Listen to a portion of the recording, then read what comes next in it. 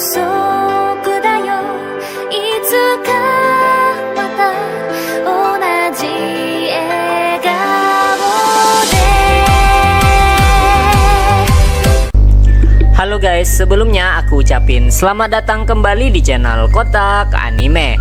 Jadi seperti di judul video kali ini, aku akan membahas kelanjutan alur cerita Tongkat Sihir dan Pedang Wistoria. Nah, bagi kamu gak suka spoiler, boleh di skip aja. Bagi yang suka, jangan lupa dukung aku dengan like and subscribe, karena aku akan menceritakan alur anime-anime yang kamu sukai. Jadi tanpa banyak basa-basi lagi, ayo kita bahas alur ceritanya. Setelah Claire mengatakan bahwa ada pengkhianat di antara mereka, mereka semua pun terkejut. Dan Colette bertanya, apa yang kamu maksud dengan pengkhianat? Lalu datang seekor kucing dan berkata bahwa akan dia jelaskan. Lalu kucing itu berubah menjadi seorang penyihir cantik yang bernama Keridwen. Dan Keridwen mengatakan apakah mereka melihat saat malam di Terminalia, gerbang ke menara telah terbuka dan hanya penyihir menara yang bisa melakukan itu.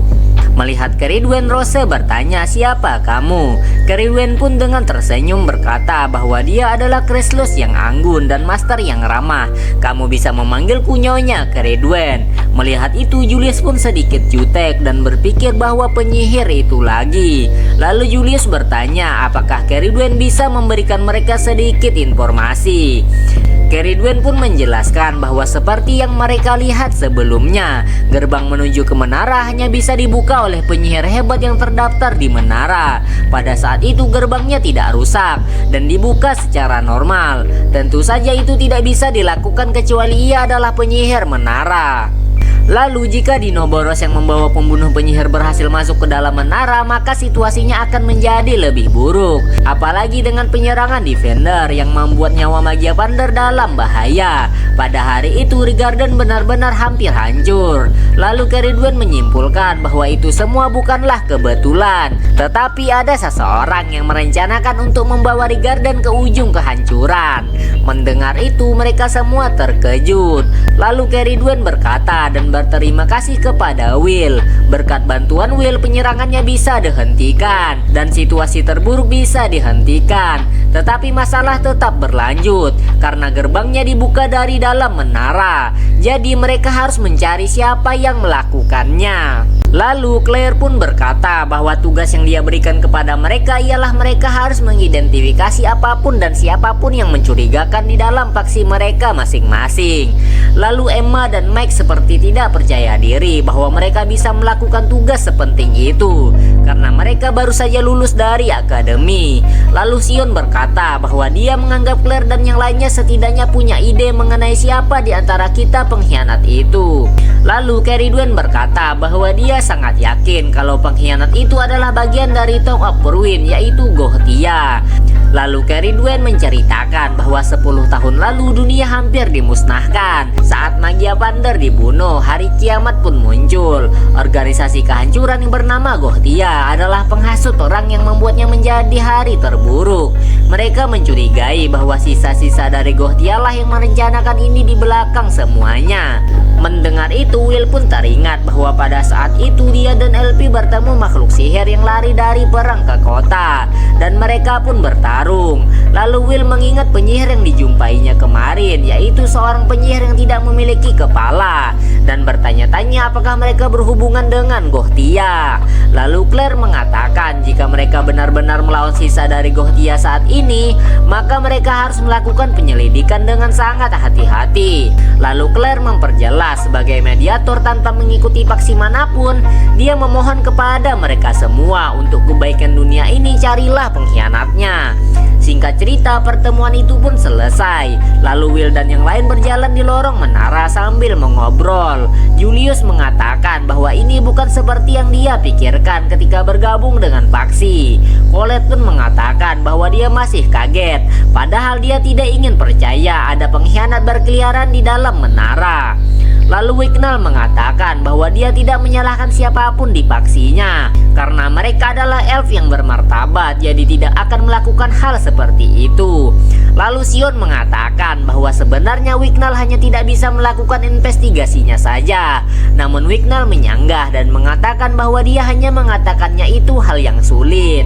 Lalu Lihanna yang lesu berkata bahwa mereka ingin dia menginvestigasi faksi petir. Will yang mengetahui bahwa Lihanna sedang lesu bertanya, "Ada apa kepada Lihanna?"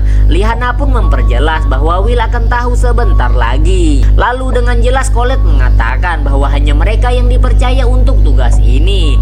Jadi saatnya mereka menjadi mata-mata.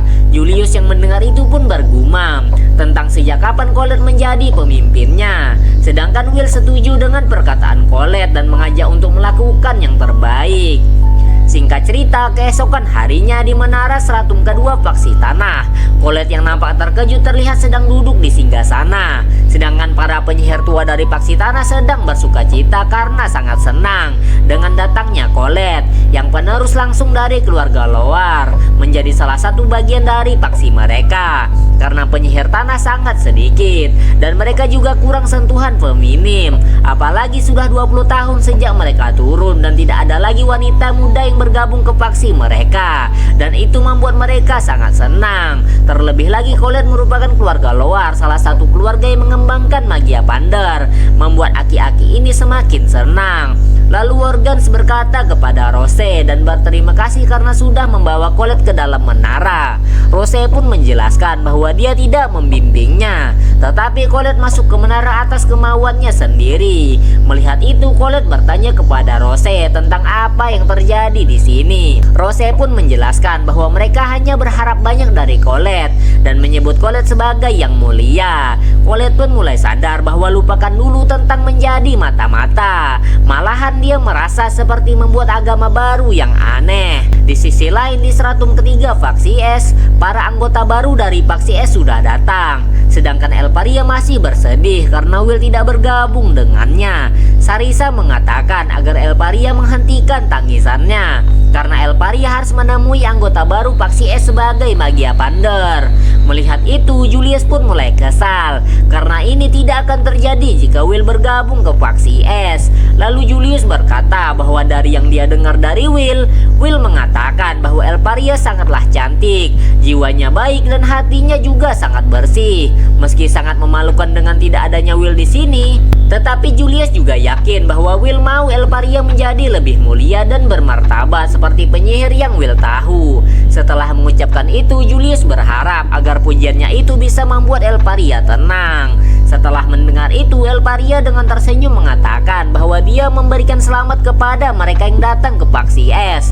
Dan Elparia memperjelas bahwa tahun ini mereka adalah rekrutan terbaik, terutama Julius yang paling menjanjikan, yang membuat mereka berharap banyak kepada Julius. Julius pun mengiyakan. Lalu dengan tersenyum Elparia mengatakan bahwa sekarang dia ingin mereka meminjamkan kekuatan mereka kepada Elparia dan membantunya mengambil Will yang telah dicuri. Mendengar itu, Julius pun berpikir apakah mungkin dia telah salah memilih faksi.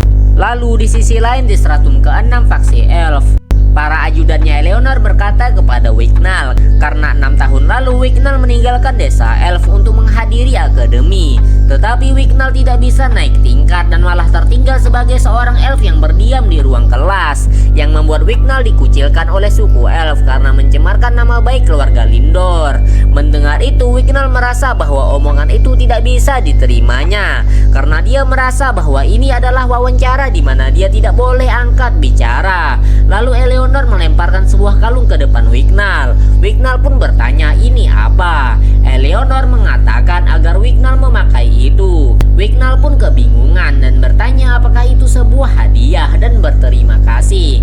Eleanor terlihat marah dan berkata siapa bilang itu adalah hadiah. Lalu menghampiri Wignall dan berkata itu adalah sebuah kalung. Orang bodoh manapun seharusnya sudah tahu. Setelah kalung itu terpasang di leher Wignall, Eleanor berkata selama Wignall memakai itu maka Wignall tidak bisa kabur darinya dan memanggil Wignall dengan sebutan sayang. Mendengar itu, Wignall semakin terkejut. Di sisi lain, di stratum kelima faksi api, terlihat Kariot yang menggunakan sihir apinya. Lalu terlihat Sion yang tersungkur. Lalu Kariot mengatakan bahwa dia meminta maaf karena memberikan penyambutan yang meledak seperti ini. Tetapi ini adalah cara tercepat untuk menguji anggota baru. Para anggota baru selain Sion juga tersungkur. Dan mungkin saja mereka tidak mengerti bahwa ini adalah penyambutan oleh api. Dan mereka akan menyingkirkan siapapun yang lemah, karena mereka kehilangan banyak penyihir pada saat insiden di Terminalia.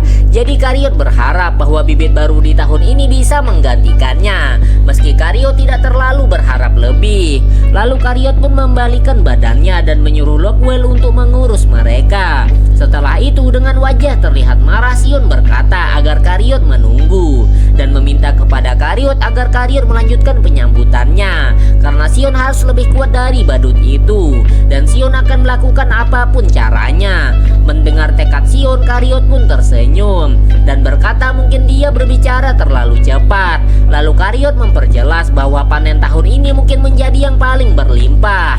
Sion pun tersenyum. Lalu di sisi lain, stratum keempat Paksi Petir. Anggota baru Paksi Petir sedang latihan. Mereka dipaksa berlari dan jangan bermalas-malasan. Mereka harus tetap berlari sampai mereka terjatuh. Lihanna pun sangat tertekan karena kelelahan fisik. Melihat itu, Will bertanya apakah Lihanna baik-baik saja. Lihanna mengatakan bahwa dia baik-baik saja kalau dia terus melihat ke depan. Lalu Will pun berpikir bahwa dia sekarang mengerti tentang apa yang Lihanna katakan, karena paksi apa yang menyuruh penyihir mereka berlari sebagai bentuk latihan. Lalu Gilford berkata bahwa dia sangat yakin bahwa dari mereka bertanya kenapa latihan fisik berhubungan dengan latihan menjadi penyihir. Dia memperjelas bahwa dari otot terkuat datanglah sihir terkuat. Karena seorang penyihir dengan otot yang lemah tidak bisa diharapkan memanggil petir sebagai kawan. Karena inilah mereka harus berlari. Maka larilah seperti kau akan mati jika tidak berlari, seperti sedang dikejar makhluk buas yang lapar. Lalu Milia bertanya kepada Olegnu, sudah berapa putaran Olegnu berlari? Olegnu pun memperjelas bahwa sudah 8 putaran. Gilford sialan itu telah membuatnya bersemangat, jadi dia mempercepat larinya. Sedangkan Nanaru terus berlari tanpa ada keluhan. Melihat itu, Will pun menjadi bersemangat karena mereka tidak berkeringat meskipun sudah banyak berlari. Lalu Will pun memutuskan bahwa dia harus menunjukkan kalau dia bisa mengikuti mereka. Lalu Lihanna pun terjatuh. Melihat itu, Will pun memanggil Lihanna. Melihat Lihanna, Gilford pun berkata bahwa tertidur di lapangan itu tidak terlihat bagus. Lalu Gilford bertanya apakah Lihanna sangat suka kepalanya di bawah. Lalu bertanya apakah Lihanna mau dia menginjakkan kakinya di kepala Lihanna. Lihanna pun mulai bangun dan berkata tentu saja tidak. Setelah Lihanna bangun, Gilford menginjak kepala Lihanna dan berkata bahwa Lihanna datang ke sini untuk bermain-main dan hanya menggoda penyihir agung Zeo. Lihanna pun memperjelas bahwa dia tidak pernah begitu karena Zeo bukanlah orang yang dia suka. Mendengar itu, Gilford pun menjadi kesal dan menyuruh Lihanna menjaga mulutnya. Lalu Gilford menendang Lihanna yang membuat Lihanna sedikit terlempar. Lalu Gilford berkata bahwa di saat dia sedang bertugas tidak ada dari mereka yang mendapat perlakuan khusus, termasuk Lihanna. Melihat itu, mereka semua pun berkata bahwa Gilford melakukannya lagi dan menyiksa anggota baru. Melihat itu, Will menghampiri Lihanna dan berkata kepada Gilford bahwa dia akan lari sebanyak sisa lap milik Lihanna. Jadi tolong biarkan Lihanna beristirahat. Mendengar itu, Gilford pun semakin kesal karena pertemanan ini membuatnya mau muntah. Lalu menyuruh Will berlari sebanyak 100 putaran lagi. Will pun mengiyakan. Lalu singkat cerita, Will pun berlari sebanyak 100 putaran dan selesai. Lalu Will melapor bahwa dia telah menyelesaikannya. Gilford pun mengatakan bahwa mereka ada di Paksi Petir dan di sini harus mendorong penyihir hingga ke batasnya. Lalu Gilford menyuruh Will berlari 100 putaran lagi. Singkat cerita, Will menyelesaikannya lagi. Tetapi Gilford selalu menyuruh Will berlari hingga 500 putaran lagi, yang membuat Will akhirnya tumbang. Lalu Gilford bertanya apakah Will sudah lelah. Will pun memperjelas bahwa iya dan meminta maaf. Lalu Gilford mendekati Will dan berkata apakah Will pikir dia terkenal karena Will adalah pengguna pedang, dan mengatakan bahwa sebenarnya penyihir agung Zeo tidak peduli tentang bocah kotor seperti Will. Melihat itu, para anggota paksi petir yang lain mengatakan bahwa dia mengakui Will, karena Will adalah orang pertama yang berlari sebanyak 1600 putaran, dan itu adalah rekor baru yang keren. Lalu datanglah Zeo dan bertanya apakah Will masih merasa bersemangat, padahal Will sendiri masih sangat lemas karena kelelahan. Lalu Zeo mengangkat Will dan berkata sekarang waktunya mereka sparring dan buat ini menjadi menyenangkan. Will yang sudah pasrah pun berpikir bagaimana bisa dia menjadi mata-mata jika kondisinya seperti ini. Di sisi lain, di dalam sebuah ruangan yang gelap ada beberapa orang yang menggunakan topeng sedang merencanakan sesuatu. Salah satu dari mereka bertanya bagaimana rencana yang akan datang. Rencananya lumayan bagus karena berawal dari kecerobohan dari Terminalia.